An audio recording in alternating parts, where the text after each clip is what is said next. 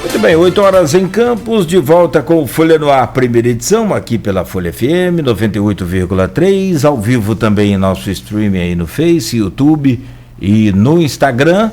E hoje recebendo aqui no programa, no oferecimento dos laboratórios Plínio Bacelar e Proteus, serviços de saúde e medicina ocupacional, com fisioterapia, acupuntura, com exames toxicológicos, tudo certificado, né, com a qualidade ISO 9001-2015, recebendo o empresário e ex-candidato aí a prefeito de São João da Barra, Márcio Nogueira. Voltamos com você, Arnaldo, e o entrevistado Márcio Nogueira, né, neste bloco de hoje. Vamos lá, vou falar, Márcio, sobre essa questão do processo, né? Eu divulguei na segunda-feira, os outros veículos de comunicação divulgaram depois, né? O processo que foi movido pelo Partido Progressista, que é o partido da prefeita Carla Machado, contra o Partido Podemos, que foi o partido no qual você disputou a eleição. Você já antecipou lá no bloco anterior, já falou no bloco anterior que você foi para o PDT agora.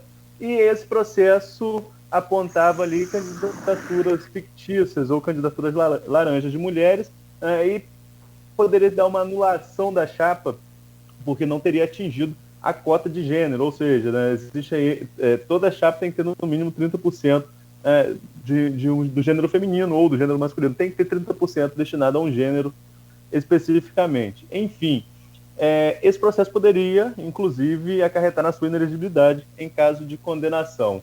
Como que você viu essa denúncia? O que aconteceu na estrutura do partido para essas mulheres serem tão pouco votadas? Realmente, as 4 somadas tiveram 11 votos e teve algumas que não tiveram voto nenhum. O que aconteceu no decorrer da campanha para que essas mulheres não tivessem votos? E o que você projeta frente a esse processo? Há possibilidade de recursos? Vocês estão confiantes em que isso não progrida? Qual a sua análise em relação a todo o processo? O análise que eu faço primeiramente, que eu acredito na justiça. Então eu estava bem confiante e tranquilo, porque quando você faz as coisas de forma correta, você não tem nada a temer. Então eu tinha total tranquilidade com respeito a esse assunto, porque as meninas que vieram participar, todas elas vieram porque queriam participar, então não houve nenhuma forçação de barra para nada, não houve nenhuma adulteração em nada. Então, eu fico feliz de ver que nós podemos acreditar na justiça, e a justiça ela foi feita. Então, eu fico totalmente confiante pela questão da certeza que eu tenho de que nós demos todo o suporte que tinha que ser dado. A nossa parte nós fizemos sem deixar nenhuma mancha em nada na minha campanha, e infelizmente foi levantado isso daí, no qual não procede, porque a gente vê que o próprio juiz entendeu dessa forma. E com respeito à questão da parte das meninas, tranquilidade da nossa parte, pelo fato do que nós fizemos. Todos os direitos que teve os nossos candidatos, tanto os homens, tiveram as mulheres também. Então, não teve problema nenhum com respeito a isso daí, no qual foi levantado. E não acredito que tanto indo para a segunda ou terceira, que venha alguma coisa a ser alterado. Então, nós ficamos muito tranquilos. Eu tinha certeza de que isso daí não iria acontecer, e principalmente porque eu vi como Cacá trabalhou de forma honesta, de forma justa na campanha dele. Eu também fiz a minha campanha da mesma maneira, então não tinha nada a nós temermos com respeito a uma situação dessa. Então eu quero parabenizar até a justiça por ter sido feita a justiça de forma como deveria ser feita. Essa questão de candidatura de gênero, né, Nogueira, a gente tem acompanhado aqui na região inteira, tem contestações. O próprio Podemos teve a chapa anulada antes da eleição em Cardoso Moreira, né, por essa questão de não ter atingido a cota de gênero. E qualquer decisão que venha nesse sentido, seja a favor dos candidatos ou pela cassação da chapa, acaba reverberando aqui em Campos de forma muito forte, porque tem muita gente na expectativa para esse tipo de julgamento, né? Mas no caso de vocês, como você colocou, ou melhor, como advogado, o Nilo, eu conversei com o Nilo, advogado de vocês nesse caso, e ele colocou que não havia prova robusta, não havia prova de que as candidatas foram forçadas de alguma forma, elas tiveram algum apoio financeiro para ser candidatas, né? Mas, então, que isso que configuraria essa candidatura laranja. Mas o fato de a candidata ter 0 voto também, isso acaba gerando um certo desconforto até mesmo dentro do grupo político. Mas aí é o quê? É uma opção dela? Ela desistiu no meio do caminho? Como que funciona isso? Nós fizemos uma campanha em meio a uma pandemia. Então, é bem complicado isso daí. As pessoas, às vezes, eles contam, quando vem candidato, às vezes até sendo novato para vir, eles ficam com aquela empolgação toda, e às vezes contam até com recursos de partido para poder saírem, para poder ter algum incentivo para irem para outra localidade. Aí isso não acontece conforme às vezes as pessoas esperam. Mais uma pandemia dessa daí, as pessoas terem que bater em porta, irem para as ruas. Você vê que nós tivemos dificuldade de fazer nosso plano de governo. O professor Alcimar, praticamente ele não foi em reunião quase nenhuma com a gente por conta dessa pandemia. Então, eu particularmente associo a essa votação ou não ter interesse por conta disso. Acabaram de estimulando a vir como candidata, mas nós tínhamos nomes para até substituir, se caso eles fizessem algum contato dizendo com respeito a não quererem participar, mas todos estavam empolgados. Eu tive candidato homens aqui. Qual era o pensamento do nosso grupo? Era de fazer 2 vereadores. Não era presunção minha, não. Nós fizemos contas e dentro das contas ali, no apertado, nós pensamos que daria para fazer dois vereadores. Só que chegou na hora, não foi aquilo que nós esperávamos. Quer dizer, teve candidato que pensou, na hora eu fiz algum apontamento, conversando, pensando em quantos votos eles pensavam em ter, e foi muito abaixo do que eles esperavam. Então foi um momento muito difícil, não foi uma campanha fácil. Então, mas nós conseguimos ainda fazer um vereador, fazer o Cacá, e nós ficamos muito felizes com isso. O pensamento nosso era fazer 2 vereadores. Nos cálculos ali de vocês davam 2. Quando terminou, vocês ficaram sem nenhum, né, com os votos do Gersinho subjúdice, e depois reverteu esses votos e vocês tiveram aí, conseguiram essa cadeira do Cacá. Isso. Mas, enfim, passando essa questão de eleição, não passando, mas dialogando com a atualidade, você, enquanto empresário, né, você mesmo já pontuou, suas lojas de Atafona, tem uma loja em São João, você vive mais nesse eixo, Atafona, São João da Barra. Enquanto candidato, você teve que expandir um pouquinho mais. E aí eu falei aqui no intervalo, né? Se foi Alto Cardeiro, se foi a Barra do Jacaré, Azeitona, se realmente você andou pelo município, conheceu outra realidade diferente do que você conhecia nesse eixo mais central de Atafona e São João da Barra? Isso, então, foi uma experiência muito bacana, que eu queria sair da minha realidade, assim, da minha realidade que eu vivia aqui e viver uma outra realidade. E eu passei a ver realmente como que o nosso povo necessita de uma gestão séria, que olhe para eles com carinho. Então você passa a viver esse momento. Teve um momento que eu levei minha esposa para ir comigo no 5º Distrito, e ela, quando ouviu a história deles lá, tendo a dificuldade de água, deles terem a distância que eles percorriam, a qualidade de água que eles tinham, quando ela foi contar isso para minha mãe, ela, em lágrimas, ela contou essa história. Então, isso mexe até com o sentimento da gente, quando você vê a necessidade das pessoas e você vê que você pode fazer algo por uma comunidade. Então, foi aonde que eu cada vez ficava mais incentivado a visitar, ir para as ruas e pedir o voto das pessoas, porque como eu falei com vocês aqui, eu a todo instante achei que dava para eu ganhar as eleições, porque eu tinha como pensamento fazer pela população de São João da Barra. Eu falo um pouquinho assim, não tenho tanta facilidade de me locomover ali nessas regiões, não, mas em 2011 a gente fez um trabalho até para o Porto do Açu, de georreferenciamento, então a gente foi em cada pontinho desse da cidade, então cada lugarzinho desse ali nós já pisamos, mas conhecer a realidade é totalmente diferente, né? Você vê, parece que são cidades distintas, nem parece que você está na mesma cidade quando você entra em algumas localidades do 5º Distrito de São João da Barra. E por falar no 5º Distrito, você lembra logo do Açu, né, que é uma das Mato Escuro e Açu são as áreas mais reconhecidas, digamos assim, do que no distrito, e o Açu tem o porto, que é um propulsor da economia local. Você falou no primeiro bloco da falta de empregabilidade no município. Você acha que nem com a questão do porto deu uma melhorada nesse cenário? Você acha que falta algum tipo de diálogo entre o poder público e as empresas privadas do Porto do Açu para que a mão de obra local possam ser melhor aproveitadas? Falta, e falta muito. Porque o modelo de governo, às vezes, que nós temos passa a não pensar na população, porque existe meios de se fazer em política, e você tendo as pessoas ali preso ao sistema, sem as pessoas crescerem, isso faz com que você garanta os seus votos. Então, quando as pessoas começam a voar com suas próprias asas, tendo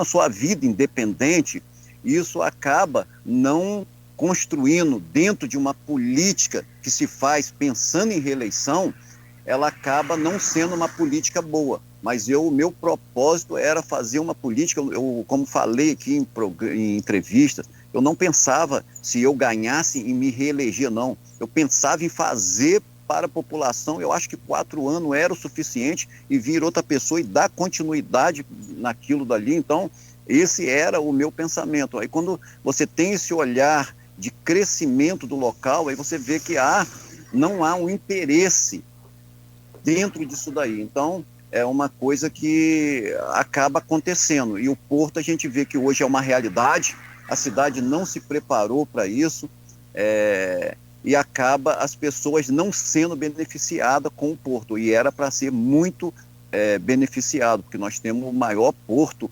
do Brasil, está aqui hoje com a gente aqui. Agora, você tentou governar essa cidade e, pelo que tem demonstrado aí, tem pretensão de tentar novamente chegar ao governo da cidade. Como que você tem avaliado pontualmente a atuação da atual gestão em pontos, digamos, de maior cobrança da população? Saúde, por exemplo, ainda estamos em meio à pandemia.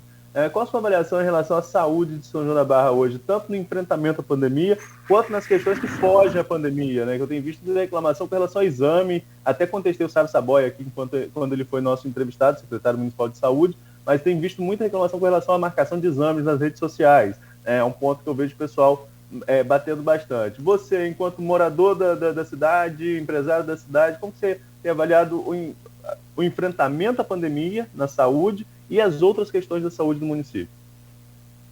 Com respeito ao enfrentamento da saúde, aqui em São João da Barra, eu acredito que tem feito o trabalho que deve ser feito. Nós não temos reclamações de pessoas, de familiares que acabam precisando da saúde com respeito quando é contaminado por essa doença, que eles não tenham atendimento. Eu vejo que as pessoas falam que tem o atendimento, sim, com respeito ao Covid, que funciona bem aqui em São João da Barra. Só que na parte agora que entra, sem ser o foco, ficou tudo focado com respeito ao Covid, como se não existissem outros problemas. E existem outros problemas, como pessoas precisando de uma pequena cirurgia de vesícula, outros precisando de exames, tomografia, e nós aqui continuamos na mesma situação. Nós não temos aqui um centro de imagem, nós não temos aqui essa cirurgia, essa facilidade para você. Poxa, apareceu aqui acaba tendo que a cidade vizinha já está em uma situação difícil. Campos não vive uma situação tão fácil. E acaba sendo suporte. Se aí as pessoas acham que está ruim, aí nós vamos jogar mais pessoas, desculpa o termo falar, nós vamos colocar mais pessoas bota aqui no carro e leva para a cidade vizinha. Então, acho que nós se dividisse melhor, se o dinheiro fosse melhor investido. Em 2020 foram gastos aproximadamente 120 milhões com a saúde. Então, você vê que é um dinheiro alto, é um dinheiro bem considerado, e a gente não vê isso sendo revertido para a população. Então, eu acredito que se fizer um trabalho de maneira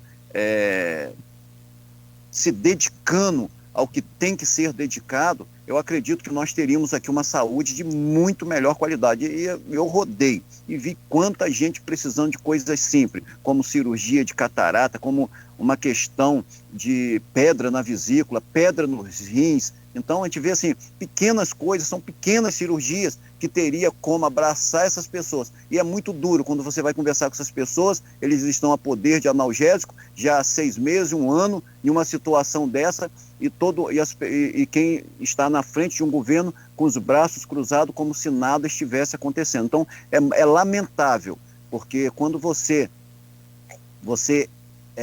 tem esse contato com as pessoas, e você vê ali a necessidade dessas pessoas, você vê o quanto que você, estando em uma prefeitura, o quanto que você poderia estar nesse momento ajudando a essas pessoas. Porque às vezes a gente quer ajudar alguém, mas você fica limitado, porque é muita gente precisando. Então eu vejo que ainda há uma carência muito grande de fazer uma gestão séria dentro da questão da saúde. Passando um pouquinho da saúde para a assistência social, que é outra pasta que está sendo muito exigida durante esse período de pandemia, porque as pessoas estão perdendo emprego, né, as pessoas estão perdendo sua renda e aí precisam, de alguma forma, de algum apoio do governo, seja o governo municipal, estadual, federal. Cada um tem sua frente aí de atuação, o governo federal com os programas de auxílio já conhecidos, que o Bolsa Família, que vai mudar de nome, mas é o que está em vigor. O governo do estado criou agora aí o Supera RJ, né, o Supera Rio, e não houve um projeto municipal específico para a pandemia, mas tem os programas de transferência de renda do governo Carla Machado, tem assistência com relação à cesta básica. Você acha que a assistência social tem dado vazão à demanda que o município de São João da Barra tem apresentado nesse momento?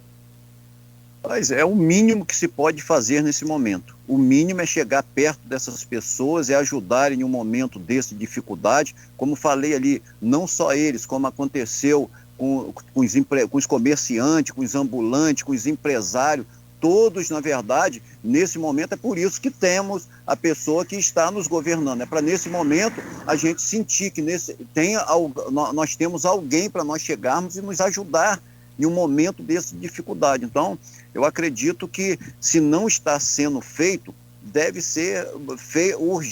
logo procurar essas pessoas. Nas minhas caminhadas, quando eu não sei te responder hoje, porque eu não tô mais em campanha, indo nas ruas como eu estava indo. Mas no período de campanha, existia ainda muitas pessoas que tinham essa necessidade e não estavam sendo atendidas. Então, por que não estavam sendo atendidas? Aí eu não sei por qual razão. Se nós estávamos em época de campanha e algumas não estavam sendo atendidas, eu acredito que hoje eles devem estar com mais dificuldades ainda. Nogueira.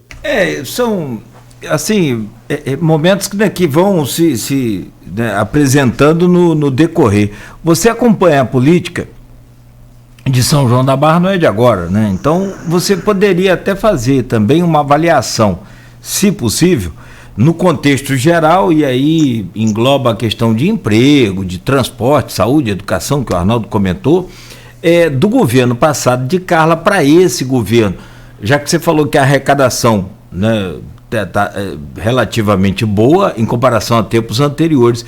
Você acha que o governo não vai tão bem como já foi? Eu acredito que a cidade ela continua na mesma situação, ela continua com as mesmas carências que eu vi quando eu vim como candidato. Eu não vi nada acontecendo de extraordinário e os números mostram isso daí. Hoje o número é maior de desemprego aqui, acho que é deixa eu ver aqui, 194 já de pessoas, na verdade, que hoje estão desempregados, e a gente vê uma situação bem complicada ainda em todos os aspectos aqui. Eu não vi evolução em nada para poder falar. E se tivesse alguma coisa acontecendo, como eu falei aqui até do Hospital do Covid, nós estamos aqui para falar o que está acontecendo. Se a gente vê que realmente, que eu não me coloco em uma posição, poxa, então tudo que eu faço, então nada está bom. Eu estou falando de coisas que realmente eu estou vendo. Eu não estou vendo, com o comércio meu, não tem visto pessoas, não, estou trabalhando ali, estou aqui. Não, vejo um desemprego muito grande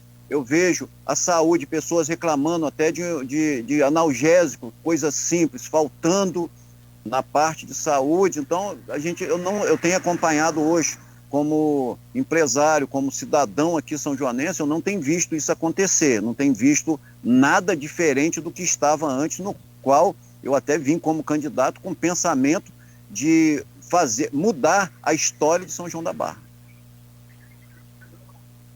Agora nós falamos de saúde, falamos de assistência social, Nogueira falou de uma questão mais ampla, pegando de um governo para o outro, mas uma outra questão que também sempre volta ao debate, sobretudo ainda em meio à pandemia, é a questão da educação, mano. O secretário Daniel Damasceno também foi entrevistado nosso aqui recentemente e anunciou aqui em primeira mão a retomada das aulas nesse segundo semestre, possivelmente em agosto. Já passamos aí da primeira metade de agosto, ainda não houve uma sinalização clara de quando essa aula vai voltar ou não. Você, enquanto pretenso gestor, você acha que seria o momento de retomada de aula presencial no município, ainda nesse cenário de pandemia? Há possibilidade dessa retomada imediata no seu ponto de vista? Como que você analisa esse cenário para a educação em São João da Barra? Arnaldo, nós estamos vivendo um momento muito crítico. Então, é um assunto muito difícil para eu me posicionar achando que já deveria ou que não deveria. Eu acho que nós temos que acompanhar mais um pouco, vendo essa situação que nós estamos aí vivendo, até dessas variantes que estão aparecendo. Então nós estamos vivendo, é uma coisa que pegou todo mundo ainda de surpresa, por mais que já estamos há alguns anos já tendo que conviver com essa situação, ainda tem coisas que, para se tomar algumas decisões, nós precisamos de mais respaldo para isso daí. Então, eu fico em uma situação assim difícil de me posicionar, porque é um assunto bem complicado quando se fala hoje da pandemia que nós estamos vivendo. Certo. Agora, por falar na pandemia, a pandemia teve alguns questionamentos durante a pandemia sobre a atuação da fiscalização dos comércios, se estavam ou não cumprindo as regras sanitárias que foram determinadas pelo município. Você, enquanto comerciante, chegou inclusive, se não me falha a memória, a fazer parte lá de um movimento do luto pelo comércio de São João da Barra. Como eu falei, às vezes as decisões são tomadas na hora, quando eu falei sobre as alianças, às vezes as decisões são tomadas na hora, mas quando o tempo passa, a gente olhando para trás, pode ter um outro ponto de vista em relação ao que aconteceu. Você acha que aquele movimento foi acertado naquele momento, depois de tudo que a gente viveu nessa pandemia? E como que você classifica a fiscalização do comércio em relação às medidas de enfrentamento? Eu acredito que foi acertada, porque em nenhum momento eu vi aquilo dali como um ato político. Na verdade, foi posicionado, e nem fui eu, até para não caracterizar como ato político, ou como se eu estivesse fazendo. Foi até Felipe, ele que tomou essa iniciativa, e ele que tomou a frente dessa luta pelo comércio. Então, eu vejo que foi válido, porque era um momento muito difícil que o comércio estava vivendo, porque é muito fácil as pessoas que já têm o seu dinheiro certinho todo mês, questionar e falar, não, fique em casa, fique parado. Agora, quem está na linha de frente, sabendo que precisa honrar os seus compromissos, é muito difícil para ele ficar ali, não porque ele não queira. Você vê que a pessoa vai querer botar ele de frente com respeito a uma doença dessa, eu estar ali de frente no meu comércio e como se nada tivesse acontecendo. Mas existe outros compromissos, existe os filhos estudando, você tem que pagar colégio, existe os compromissos que as pessoas têm, não só eu, mas qualquer empresário, comerciante, ambulante, de levar o seu sustento para dentro de casa. Então foi aonde que eu questionava a todo instante. Eu sempre respeitei essa situação. Eu acho que não era momento para a gente não desrespeitar com respeito ao uso de máscara, de álcool, de cumprir as exigências. Mas eu vejo que era um momento da gente ter, nesse momento, um suporte de quem estava na gestão, de reunir com a gente e dentro dessa reunião ver meios para que nós não viéssemos a acontecer o que aconteceu com muitas pessoas, de terem que fechar os seus comércios. Então é lamentável, É triste demais quando você se sente muito vulnerável e sem ter ninguém para te apoiar. Então era um momento que o questionamento que nós fazíamos era a questão do suporte, não era a questão de abrir o comércio. E até como você colocou bem, eu sempre também tive essa visão, a princípio ali você falando, de o que adianta, às vezes, um comércio estar com uma certa restrição e os ônibus tudo cheio. As filas de banco era coisa absurda, enquanto o comércio nosso estava fechado ali, e não era questão de 2 metros, não era uma pessoa entrando no comércio, não, era uma fila enorme, como se tudo aquilo ali fosse normal. Então era assim, era 2 pesos e 2 medidas. Então, já que era para ficar em casa, ficava todo mundo. Quem estava nas filas também ficava em casa, arranjava outros meios, botavam senha para as pessoas, ligavam para as pessoas, você vai vir tal horário, como está fazendo agora na vacinação, e assim não era feito. Então, aonde se gera emprego, aonde gera a economia do município sendo afetado e nós sendo largado de lado em uma situação dessa daí. Então, e com respeito à fiscalização, no momento, na segunda instância, eu depois percebi que eles mudaram o estilo deles de fiscalizarem. Mas, a princípio, eles vinham tratando as pessoas que estavam no comércio, os empresários, funcionários de um comércio, como se fôssemos bandidos, como chegasse lá e fosse falar de qualquer maneira, arreia essa porta e tomando umas posições muito fortes, sem entender a nossa situação. Então, ninguém estava querendo afrontar ninguém. Era uma questão de sobrevivência. Eram as pessoas precisando mesmo. Então, por isso que teve esse movimento. Depois mesmo, eu abrindo alguns dos nossos comércios, nós continuamos, porque tinha comércios ainda que não tinham sido abertos, e nós continuamos a luta para que os outros comércios também fossem abertos. Mas aberto de qual maneira? De uma forma decente, de uma forma organizada, cumprindo todos os protocolos. Eu não podia levantar a porta da minha loja para atender alguém que estava lá do outro lado, na frente. Quer dizer, às vezes tomam medidas extremas, sem necessidade.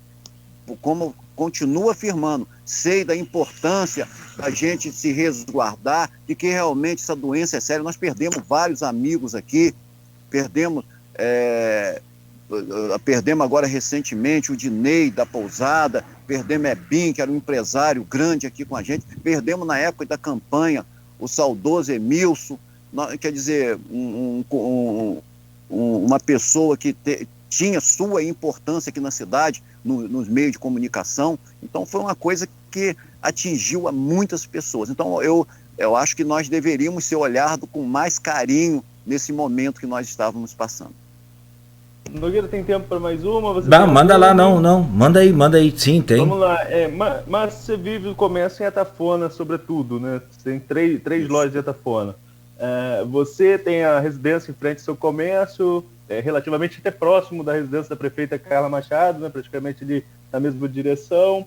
E vocês, enquanto agentes políticos, e sobretudo pessoas que moram em Atafona, sabem da importância econômica da pesca para a localidade. Você, acho que até mais que Carla, hoje não está atuando tanto na área empresarial de comerciante aí em Atafona, já teve o comércio dela em Atafona também, mas hoje nem está atuando tanto mais nessa questão. Mas você ainda continua com a atividade, sabe do peso econômico. Nas entrevistas que a gente fez aqui com os candidatos a prefeito, Carla até chegou a falar que ela estava meio em falta com os pescadores e que ia se aproximar mais, né? Tentar uma aproximação aí dessa categoria.